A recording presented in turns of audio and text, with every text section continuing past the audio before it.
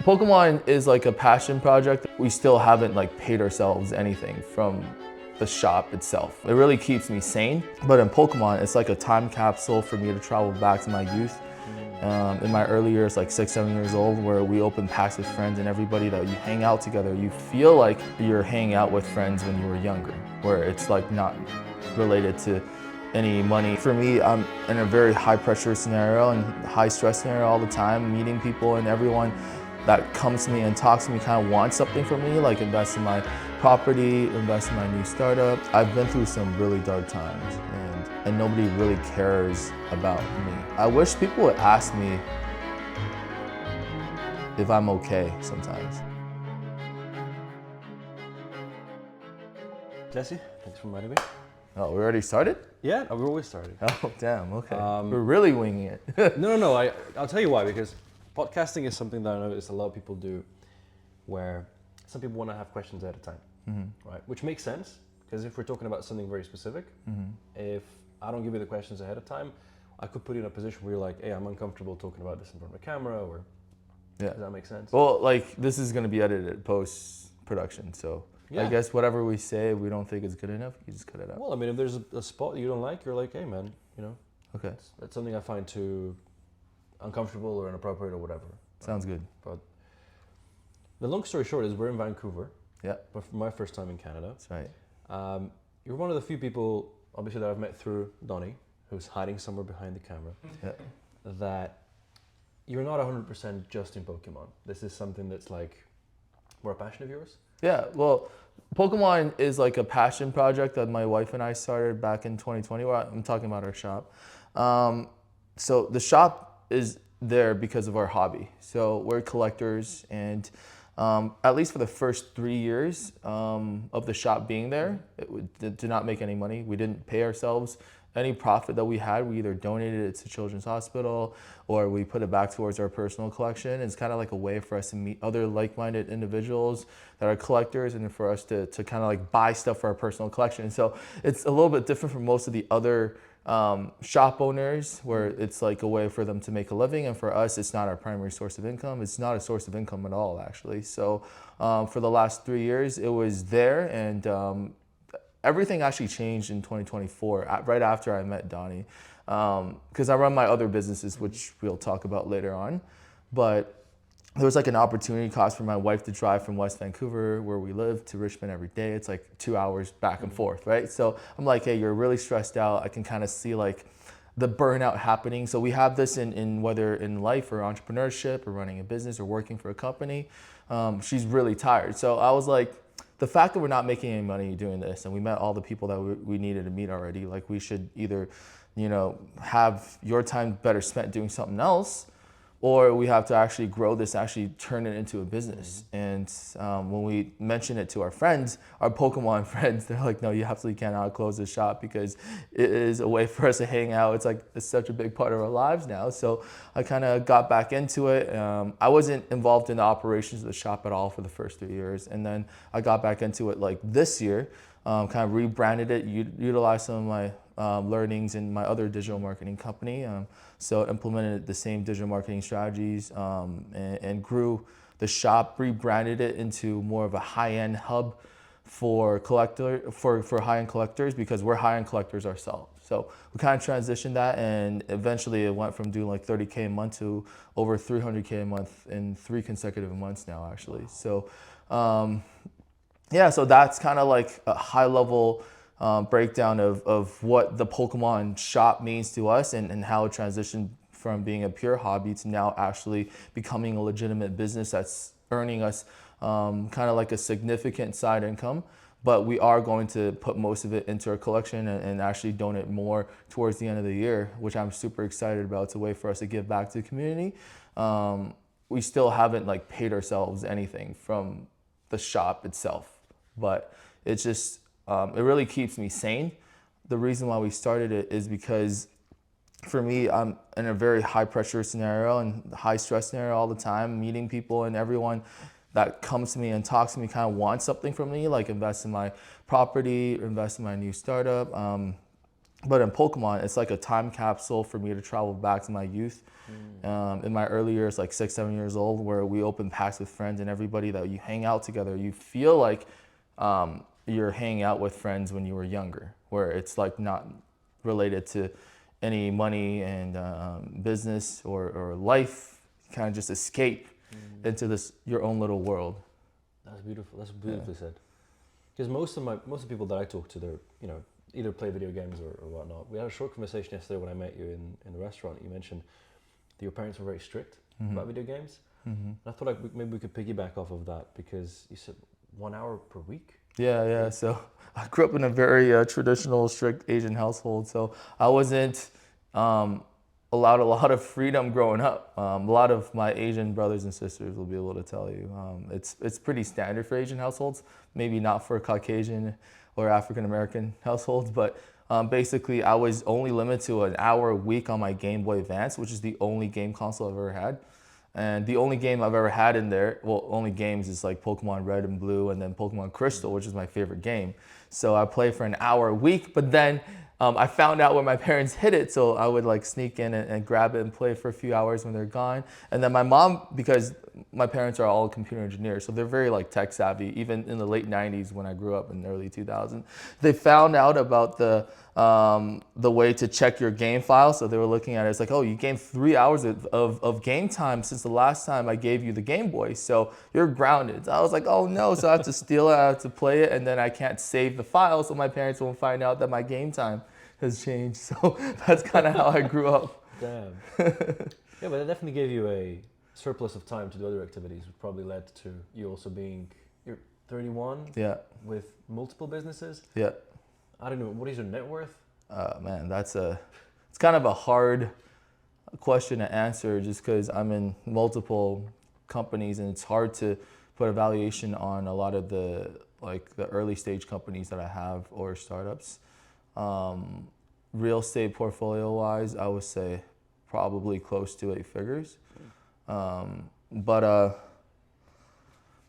I mean, I don't really know the exact number, but I gotta say, like, piggybacking off of what we mentioned before, the reason why I'm kind of thankful for my parents' decision to be so strict and not let me play video games. Actually, the other thing is, growing up, I was not allowed to buy a lot of Pokemon packs. My budget was $2.90. Well, 1 pack a week if I was good, and if I was bad, which is half the time, I didn't get a pack.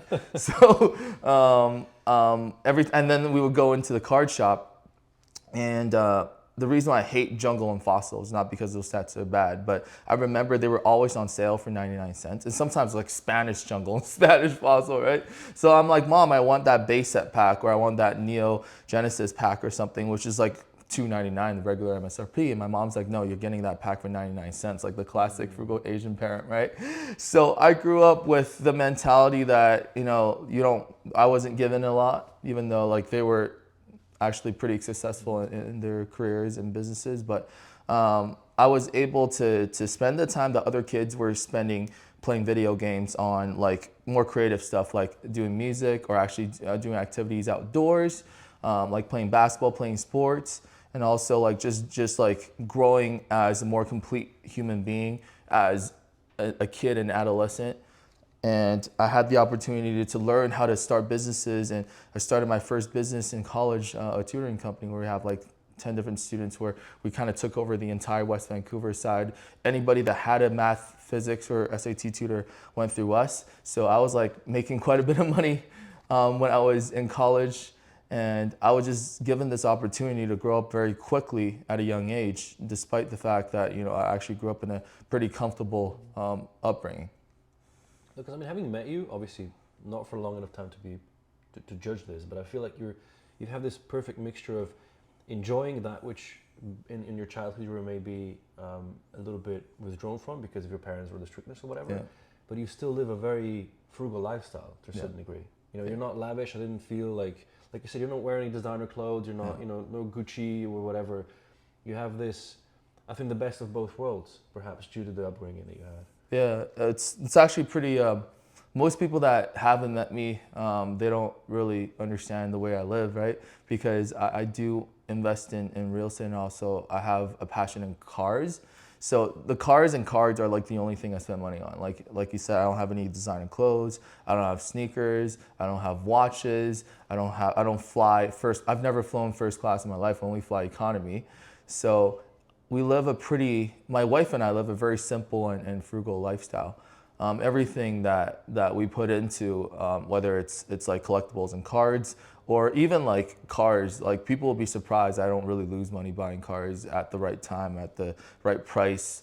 Almost never buy them new unless I knew they were going to go up in value. So everything that I put money into, I'm pretty comfortable that I'm not going to lose money on.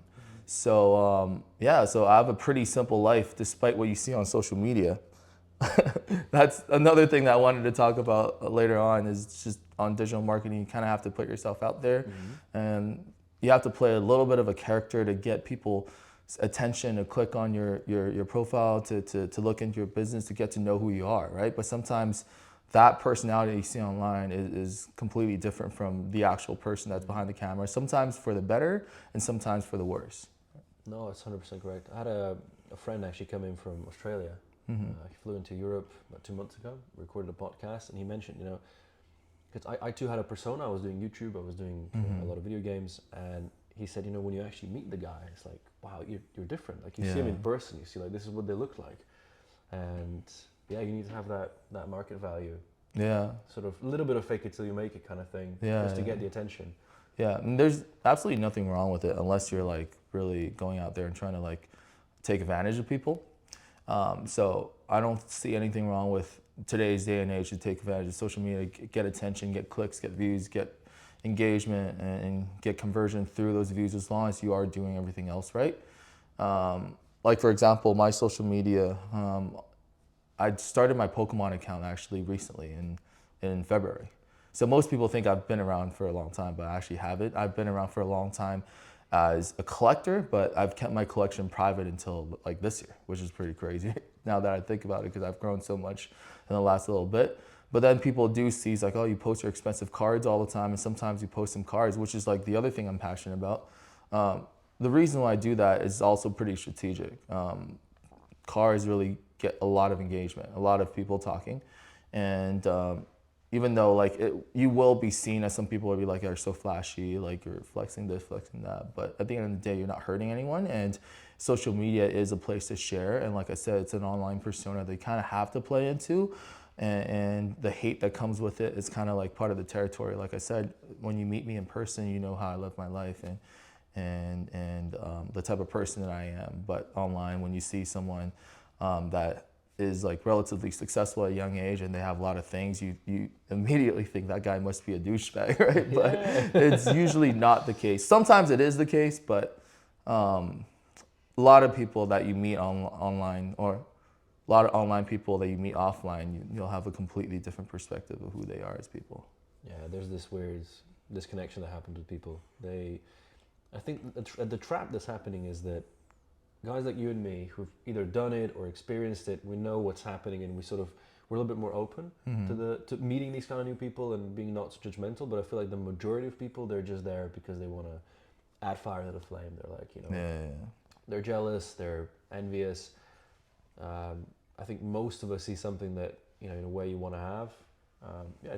It's a nice car, obviously. Like you're attracted to that. And actually, speaking of cars, is there a car that because you mentioned you had a lot of cars, and you buy them, you sell them, you basically flip them in a way, right? Not so much flip them. Like, I never buy and sell cars for profit because I like to enjoy them. The people that do that will be scared to drive them because they just keep them in the garages and hope the value goes up, right? I try and buy them smart and try and sell them for, when I do sell them, not to lose money. So that is my goal, but I really want to enjoy my cars. Is there a car that you haven't been able to get your hands on yet, but you'd like to? Oh yeah, there's so many. In the car world, it's kind of like, actually it's not as much like Pokemon where you can buy them if you have the money usually. You're heavily allocated in some spaces, like when it comes to like Porsches or Ferraris. So you can't just go in there. Like right now, even though I've bought a lot of cars, but I'm still like very, very like basic ground level at Ferrari or Porsche, for example. Like you have to build up your portfolio over the span of a decade for you to get allocated the special cars. I'm not at that level yet, so. So you can't even get access to the car, even if you had the money? Yeah, no, there's like, for example, if you were to buy a special Porsche, like the GT3 RS that's brand new, like I can always buy secondhand for more, like sometimes double MSRP when it first came out. But in order for me to get a new one that I can spec out myself, I have to build my portfolio even further, at least for the next 5 years, for me to get that new. Wow. Yeah. Because I think most of us, when we think about cars, is like you pick it up, you drive it off the lot, and it's just lost 50% of its value. But Yeah. Well, that's generally the case. Generally the case when you talk about regular luxury cars, like a BMW 5 Series, for example. But for the high-end exotic cars, it actually does kind of the opposite when you can get into the game. I'm not trying to advocate for people to just go and try and buy super luxury cars and hope they go up in value, because I think that defeats the purpose. I want to like take like the ideal scenario is to take a very like limited car and enjoy the heck out of it. And obviously I'm gonna lose money in terms of relative market value to other examples, but I get to enjoy it and sell it for like what I pay for. So I don't lose money, and then I get to enjoy it, not like one of those other guys, they're those collectors where there's like just having it in the garage, I can't put any more miles on it, right? Yeah. That's my ideal scenario. Yeah, being afraid of scratching it and I use my cars. Like he's been in my old Rolls Royce. I put like 100,000 kilometers on it, and it's driven like a Camry. We drove it down to Vegas and back, LA and back multiple times. The tires popped multiple times on the highways. So, I don't baby my cars at all, but I enjoy them, and the experiences and the memories they create is what I'm longing after, not so much the value that it gains. And like, I've been pretty lucky that I've done pretty well because I'm a pretty good negotiator when it comes to buying them. And I'm really good at timing the market in terms of, okay, I've enjoyed this enough so I can sell it at around the price that I paid for. I end up actually doing better than the people that are buying like brand new $60,000 BMW 5 Series, because let's say I spend $175,000 on a Porsche 911. I drive for a couple of years, I sell it for like 170K. The guy that bought a $65,000 BMW 5 Series, they drive a few years, they sell it for 25, so they lost 40K and lost 5K. So when it comes to like ownership costs, it's actually better if you buy cars that are more limited, more desirable, more exotic, and if you buy them for a good price, you barely ever lose value. Was there a car that you were like disappointed by? Like you had expectations and you drove it, I don't know, you broke down a bunch of times, or? Let me think. Disappointed by. There's a few. I would say most of the cars, I see the value and the purpose. Like some people would have one standard of judging a car is good or not, and that's how fast it is. Like to me, I don't track my cars, so I like to rip them around canyon roads, and I like to go on road trips. So I see a purpose in all kinds of different cars. But I would say like one car that I was disappointed by is maybe like a Lamborghini Aventador, because that car is an absolutely gorgeous car to see on the outside, but once you drive it for a few days, it's not very usable. Like if you're stuck in stop and go traffic, it's very clunky with the transmission. It's not very fast, surprisingly, compared to like the McLarens or the Porsche turbos. It's a gorgeous car, it sounds amazing, but driving wise, it was a very disappointing car to drive. And I would say the other one was the old G63 that we had a long time ago. The new one is a lot more drivable, but the old one looks great, and it was very desirable in terms of a lot of people wanted it, but it was a terrible car to drive. It has aerodynamics of a piano, right? So you're driving on the highway, it can't even go straight. So I would say probably those two cars, I would say overhyped and slightly disappointed by. But then again, like everyone has a different purpose for every car. So there's people that love those cars. I'm not here to say it's an objective truth. It's just my subjective opinion. Do you have a limit to how many cars you keep at a given time? Honestly, I don't have that many now. Before, there was one time I had like maybe 8 or 9 at once. Wow. So now I have right now the Ferrari Cali T, kind of as a daily, the Porsche 911, the Umbrella 911, the Tesla Model Y as our daily driver that we drive all the time, and then we have this Raptor where if we need to use it, like move, we use that. And then I have another Ferrari on order, the Ferrari 296, which is a supercar, but I'm trying to figure out whether or not I still want it because the taxes in Vancouver is now 40%. So 40%. my taxes on that car is 200K. So, I don't Wow. think I can swing that. It's a little bit too much. So I'm still trying to decide what I want to do with that order. And that's based on, because I think I was talking to Oscar about this, which is, it's a luxury Yeah, tax? luxury tax. So anything that's over 150K is considered luxury cars. You get subjected to luxury tax. It used to be 26%, which is already like double all the other provinces. But now they've increased it with the federal luxury tax to now a total of pretty much close to 40%. Wow. Yeah. Actually, since we're on the topic of taxes, I guess, what's your, because I personally looked into a lot when it comes to, people opening companies in Dubai, they'll be going abroad. What's the situation here with? Well, Vancouver is pretty crazy. Like our capital gains is now 63%. So it's higher than pretty much most of the countries here in North America. Do we have to talk about taxes? I mean, it makes me depressed because Vancouver is like not the best place to be if you talk about taxes. We not only have crazy capital gain, we have luxury car tax being 40%. The foreign buyers tax for real estate is 20% before they just prohibited non-residents to buy. Property tax is around 0.3%, which is like relatively lower compared to some of the other US cities, but because real estate values are so high over here, like an average house in West Vancouver goes for like, I believe around 5 to 12 million. So still the taxes are pretty high. So this is not the right city to be in if you want to pay less taxes, but you pay the price and you live in a beautiful, you can't really buy this anywhere else. So it is a unique view. yeah, I would say it's worth it, but I'm biased. But I do have a lot of friends that are really moving out of here and going to places like Dubai, like you mentioned, and Monaco. They call Vancouver kind of like the Monaco of North America, but there's no like tax benefits. So Sounds like it's the opposite of that. Eh? it's just like Monaco without the tax benefits in North America. But also like we have a beautiful ocean, we have crazy beautiful beaches, and then we have the best mountains. I would say maybe next to Colorado in terms of the ski resorts. So there's actually 2 weeks out of the year in April or May that you can go and ski in the morning and then go tan on the beach in the afternoon. So it's around like 15 to 20 degrees Celsius down here, and it's like still like cold enough up in the mountains where you're like half an hour away from the ski resort and the beach. So. I mean, it's stunning because I've been to a couple of big cities, and the nice thing about Vancouver, really specifically this area that you live in, you have the view of the city. It's near, but you're not in it.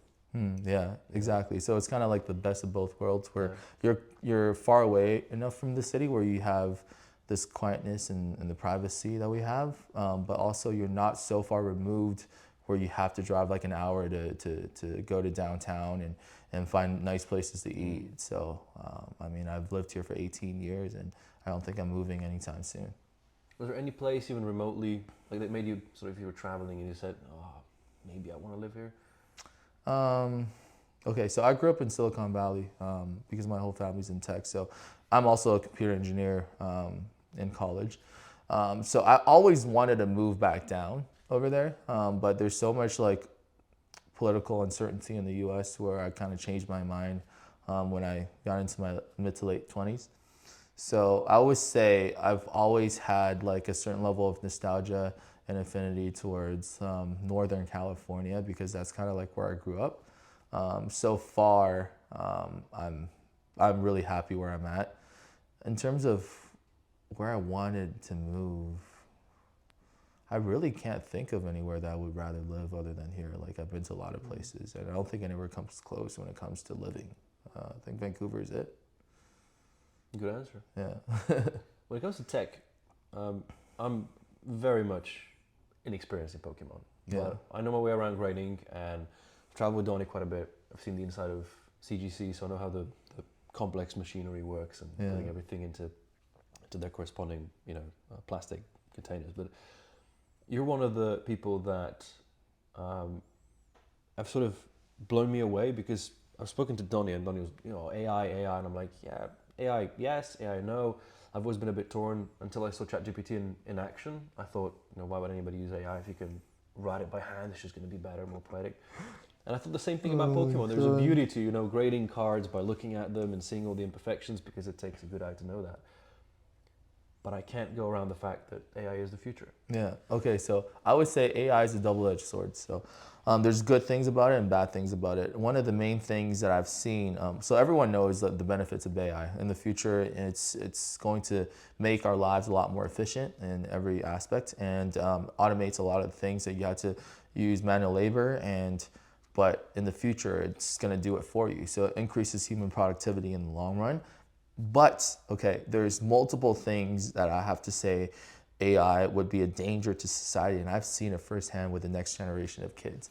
So us growing up, right, if we had to figure out a problem, I'm a very analytical person because I like to figure things out on my own, and I didn't like to look at answer keys or even like just Google stuff because I want to like formulate my own opinion.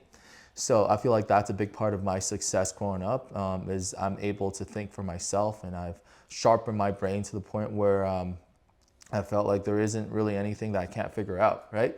And a lot of my friends are similar. Like, I'm sure you're the same. Like, we grew up pretty much the same generation, even though you're 4 years younger. But I've talked to a lot of the kids that are in their teens or like early 20s that grew up in the ChatGPT era. I'm telling you, it's scary. Okay, so I'm gonna give a very specific example. I'm sorry, Douglas, I'm telling you this example, but I think this is perfect. So one of our employees actually working at the shop, he's a great guy. He's 20 years old. We love him to death, but he was trying to take an exam to get a professor license from Pokemon.com, right? So if you think of this test as one of the driver's written tests that you take. I don't know if from your country. Over here, it's really easy. Like an example is, like in the written test, it'll be like, yeah, you're on the highway, someone's speeding past you. What do? A, honk at them. Like B, try and catch them. C, call the cops. D, like slow down, let them pass. Right? Common sense stuff. So this guy, Douglas, he took the exam. He failed miserably, got half of the questions wrong. I was like, what happened? He's like, oh, I didn't fail. ChatGPT failed. I entered it all into ChatGPT. I was like, damn, the questions are that hard. I looked at it, and this is, I shit you not, this is actually a question, right? So the question is, which one of these following people are not allowed to play in an official Pokemon tournament? A, the people that are suspended from play. B, Pokemon official employees. C, Pokemon official employees that are judging the event. D, all of the above. So he couldn't figure that out because he had to enter into ChatGPT. And I looked at him, I was like, I'm like a very disappointed parent. I was like, hey, formulate your own opinion and try and figure this out before you type it into ChatGPT. And he's like, oh, well, all my classmates, every test, every homework assignment, we all just use ChatGPT now. I was like, that is actually very scary because this will be the generation of brain rot of people don't start thinking for themselves before they utilize tools like ChatGPT or other AI tools moving forward. So that's what I see as a danger for the next generation, because if you can't think for yourself and you let ChatGPT think for you, then I feel like the next generation will be lost forever. Yeah, I mean, it's like, if you look, I hate algebra, I hate everything math, but the question is like, how many generations does it take for us to forget everything? Yeah, I think like one. Yeah, probably. It's immediate. Yeah. So utilize it in the right way. I feel like it will increase human productivity, but it also has a lot of dangers of ruining human thought and the ability to think for themselves, formulate their own opinions. And if you think about it, you're giving such power to the companies like OpenAI to influence the world. If you think about it, like they can put something into their system where they can influence your thoughts of the next generation, because all they will do is they'll keep asking ChatGPT and using ChatGPT as kind of like an answer key. The ChatGPT, the company that creates ChatGPT or another company that's competitive that's coming up, they can really change the way people think and influence how people act. And that's the dangers of AI, and a lot of people don't really talk about it. They only focus on the good stuff. Now it's like the number one buzzword in Silicon Valley. Any company that has a PowerPoint presentation that has AI in it gets like millions of dollars thrown at them, right? So I mean, some of our companies are doing that too. So I'm being a hypocrite for criticizing them. I'm not criticizing them, but what I'm saying is right now people need. I think the whole generation needs to look at the ways to prevent this whole brain rot generation from coming up by like relying on these AI tools. Yeah, I fully agree. Yeah. I love using ChatGPT as a couple. I don't know if I have to work with Google Sheets and there's a form I don't know. If we need like a sheet or something, yeah, I'll ask him and he'll give me the formula, and that's, I think, really nice because it will take me hours to figure out on my own. Yeah. But it's like you said, people start asking really basic questions. At the end of the day, you don't even know, is tomato a fruit? Like, I don't think you have to ask ChatGPT that. Just, use common sense again. But or like things like, should I go to the grocery store to buy some eggs today or something? It's just like basic, or just like, let me know about like what are your thoughts on different topics. I really think you need to think and formulate your opinions on your own before being influenced by anything online or AI related. And I feel like right now everyone's kind of like an echo chamber of whatever is the popular opinion out there, and they're just like repeating everything, and it's kind of annoying. It's sometimes I try and be a voice for the minority and the people that don't really have a popular opinion, because sometimes I agree with that because I formulated my own opinion, not just looking at what people say. Yeah, there's also, I think, a risk because people, instead of taking action, which especially in the business world is probably like one of the best things you can do, they'll just ask and plan. And do you find that it's a problem that most people just they dream big, but they never take the first step? Yeah, I think starting, it's very, I would say it's a cliche to say starting a business is like half of the work. I wouldn't say it's half of the work, but it's pretty close. I would say it's probably like 38% of the work. And it also depends on which stage of your life that you're in. Like my ability to take a risk now, like my risk tolerance is a lot lower now in my 30s and married, compared to when I was 23, 24, when I put like most of my liquidity into Bitcoin in late 2016, 2017, for example. That was a time where I felt like it was a statistical certainty that Bitcoin was going to go up in value. But I also was not scared to lose everything I had because I was like 23, 24. And I'm like, worst case scenario, I'll just like start from zero and build it back up again. I can't do it now at 30, 31. Because I have a family, I'm trying to have a kid. I can't just like lose everything I have and start from scratch, even though I think I have the ability to build it back up again. But just my risk tolerance would be a lot lower in my 30s than I was in my early 20s. And I think the time to take risks is when you're in your early 20s, when you don't have a family, when you don't have a significant other or a dependent that you have to take care of. So yeah, I don't even remember what the question you asked me, but. No, it was a really nice answer. Because that's, I think, the problem that I personally see especially from young kids, is they're almost afraid of failure. And I like to think of it back as like in chess or in life in general. Like you have to start to learn to appreciate losing. Is successful people aren't measured by their success, but by the amount of times they failed, basically. Yeah. Actually, when I was asking you about kind of like what topics we were talking about, Donnie was telling me about. Like your podcast is about like self-improvement, things like that. And every time I go on YouTube and look at podcasts or interviews of people that are relatively successful, it's always talking about their wins. And I actually wanted to kind of like talk about my failures a little bit because that's the side that you don't really hear online or on social media because people don't really talk about it. You think the successful people that are out there are like always successful.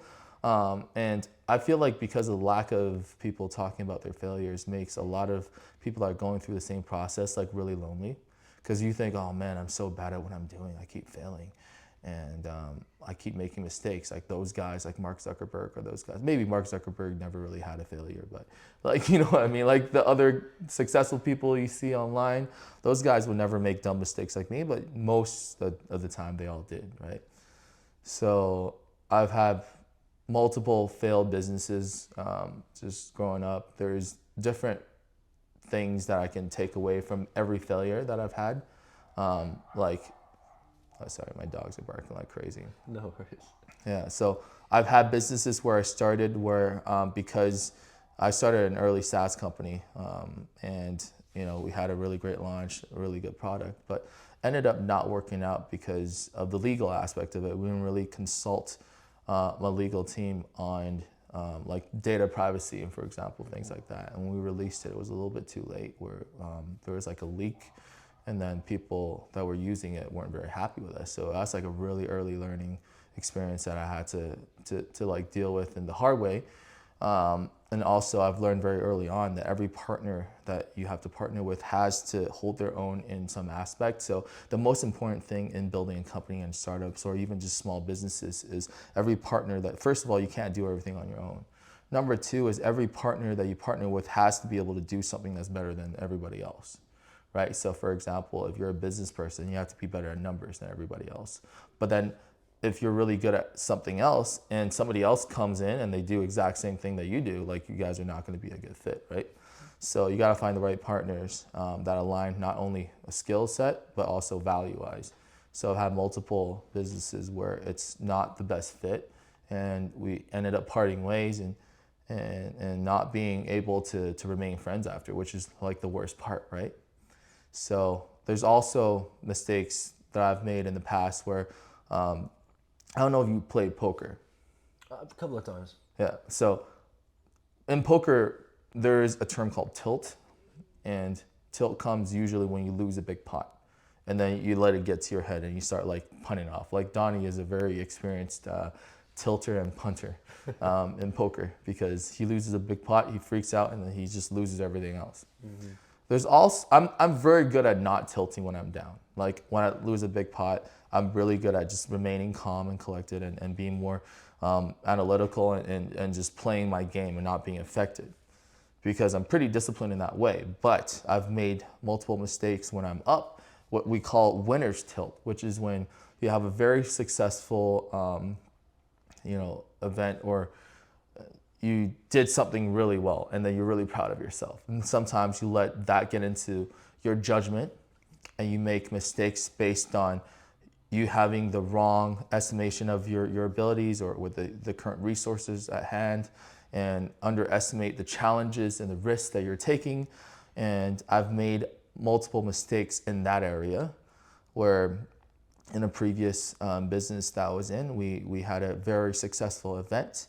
And it was such a big accomplishment that me and the entire team and my partners I've led, I take main responsibility because I was the leader of that company.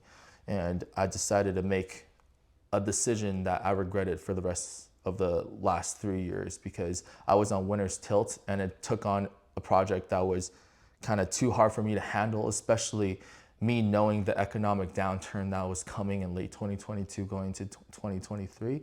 So I've made mistakes like that because I was kind of like blindsided by my own success. And it was so bad that it screwed with my mental health, because my whole identity was kind of like in question. I was very proud of my decision-making ability, and the fact that I felt like all the signs, all the red flags are there, and I ignored them all because I was so tilted from my previous success.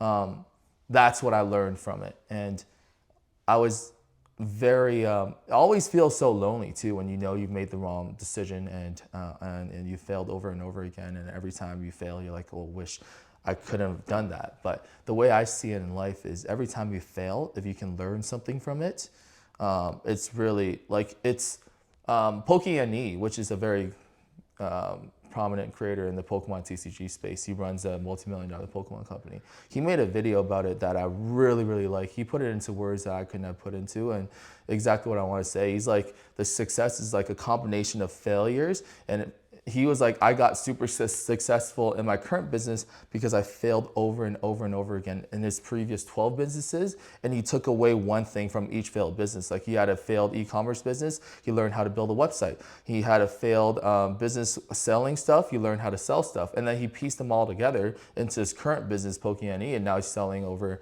I believe $3-4 million a year worth of Pokemon products, right? Which is a very successful business. So I kind of have the same outlook in life.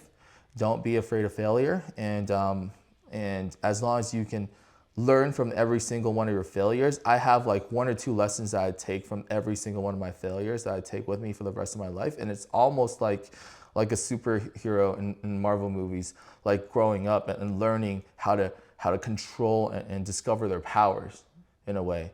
So I know you're a video game guy. I don't know if that analogy is appropriate, but yeah, don't be afraid of failures. Everybody that you see, people that are way more successful than I am, have failed like in spectacular fashion, way worse than I did.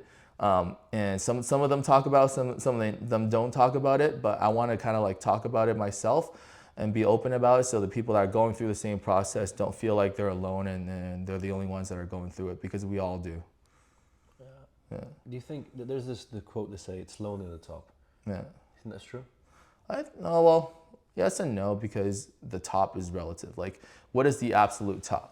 If you're talking about like Elon Musk, I guess it's probably pretty lonely up there. But he also has peers. Like he has Larry Ellison, like Warren Buffett, and guys like Jeff Bezos. But like the top is relative. So when you're a young kid growing up in college, you might look at someone like me and think I'm at the top. But it's really not true, because I'm here and all I see are people above me. I can look up there and be like, hey, that person must be pretty lonely. So it's all relative, right? If you're saying the absolute top, I haven't gotten there yet, so I wouldn't know. But I would say it's not so much true for most people. And here's the other thing I want people to take away from this is, so I talk about it with, I mentor a lot of younger entrepreneurs, because I'm an angel investor and I like to give back to people that kind of went through what I went through in my younger years.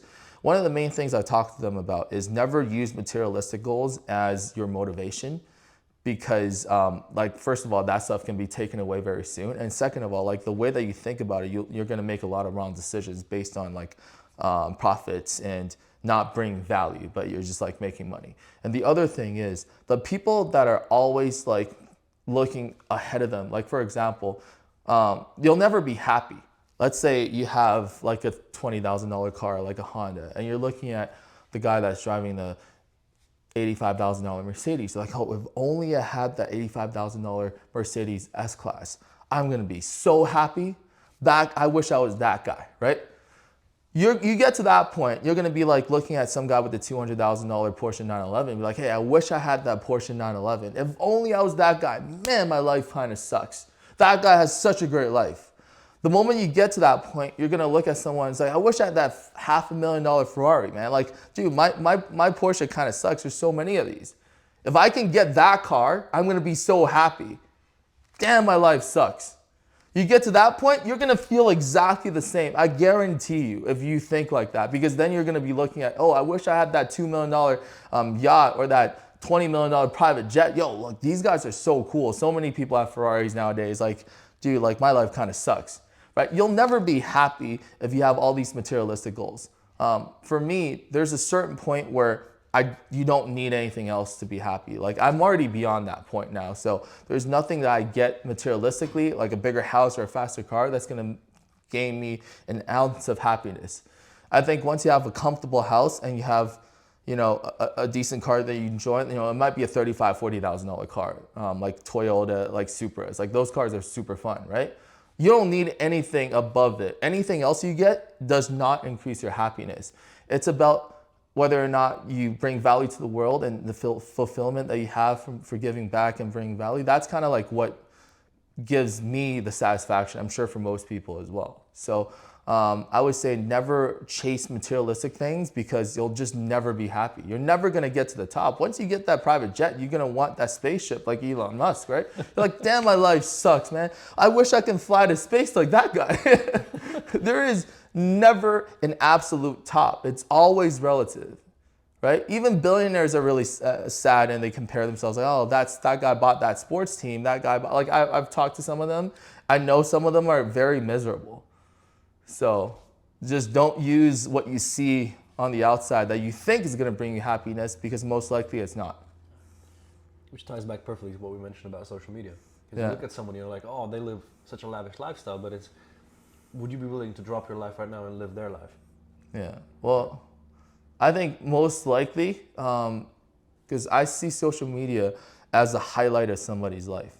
So you're comparing like your whole life, your true, your actual life with someone else's highlights, right? If you watch sports, for example, you know, I look like I'm Stephen Curry in my highlights. I've never missed a shot, right? And then you go watch someone like Steph's like, oh man, this guy went for like 10 for 30 today, man. He kind of sucks. You know, this Jesse guy's better, right? And then you see my actual game, like, dude, like this guy sucks. Like he was missing layups and like turning it over, right? If you think about it, the social media is the equivalent of some guy's highlights. So it's always gonna look so much better than it is. You can't compare that with your actual life. You have to think about they have their ups and downs too. And a lot of them are actually going through worse shit than you are. Just because you think their life looks perfect doesn't mean it is. So never be like sad or jealous or depressed because you think someone else's life is better than yours, because you don't know. You never know until you're that person, right? Yeah. There's a question I've recently decided to reintroduce, and I think it's a perfect one to tie everything up, which is, what's a question that you hope people would ask you but they don't? Damn, what's a question that I hope people ask me?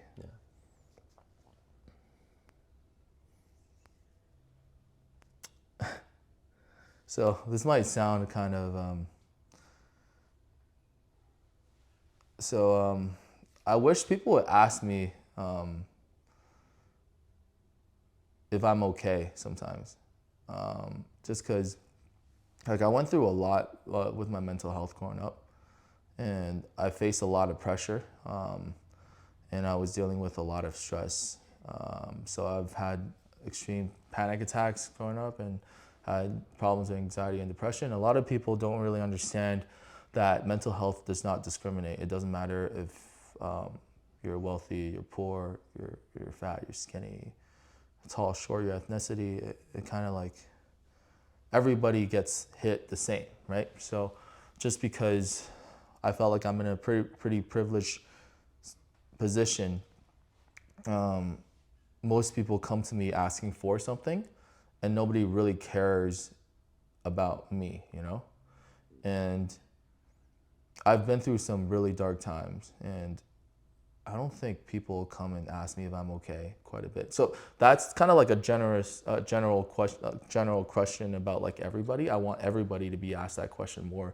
And I want every single one of us to ask our loved ones or our friends or family or even strangers on the street that you think they're going through something, that question more, because you never know if you can be the person that, you know, kind of pull them off of that cliff. I mean, they might be hanging by a thread. You can lend them a hand that you can pull them up.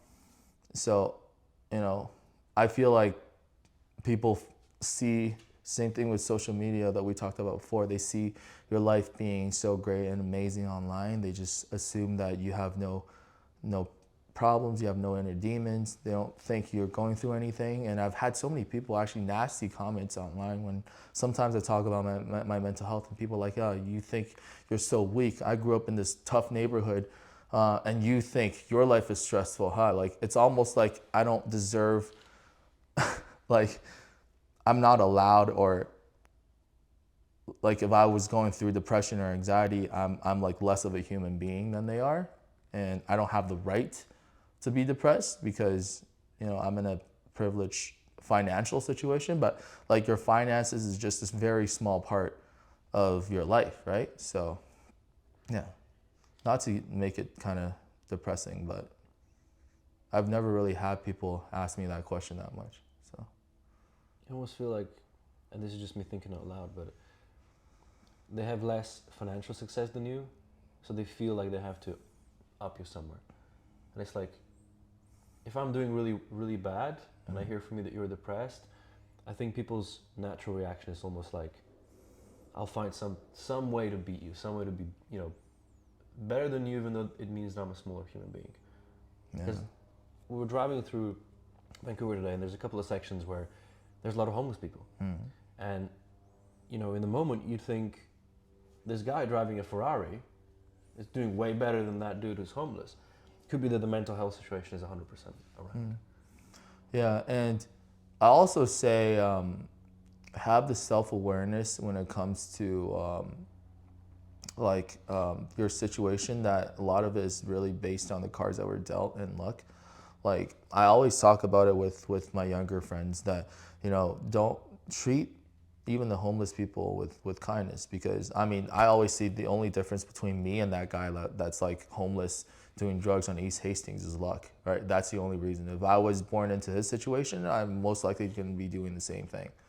But also there are people out there that are in that space that are healthy and trying to help people out that live a very fulfilled life. So you shouldn't be judging them just based on, if you think they're doing drugs or they're living in a very bad area of the city. I don't think any of us are better than any of them just because of where we live or what we drive or what we have. You strike me as somebody who puts religion at its core. Yeah. Yeah. I'm fourth generation Christian. So my great grandmother who grew up in Shanghai had the privilege of meeting one of the pastors from Europe. I forgot which country, but it was like in the 20s. So she got baptized and became a believer really early on in her life. And my entire life growing up, I was just hearing her saying like, "Thank you, Jesus," and also just like going to different people. And when she lived until she was 99, like almost 100 years old. So she had dementia later on in life, and she would forget everyone. Like she wouldn't remember who I am or my mom or anybody, but she would go up to you and say like, "Thank you, Jesus. Like I love God." So she was constantly giving thanks, and I'm very blessed to be born in a family of faith, and that kind of helped me guide my life into where I am today, because I felt like there's so many temptations in life for you to kind of stray away from God's path, but I'm able to stay grounded because I always remember that everything I have is given to me by my Lord and Savior Jesus Christ. And I actually said that recently in a Reddit post, and everyone destroyed me.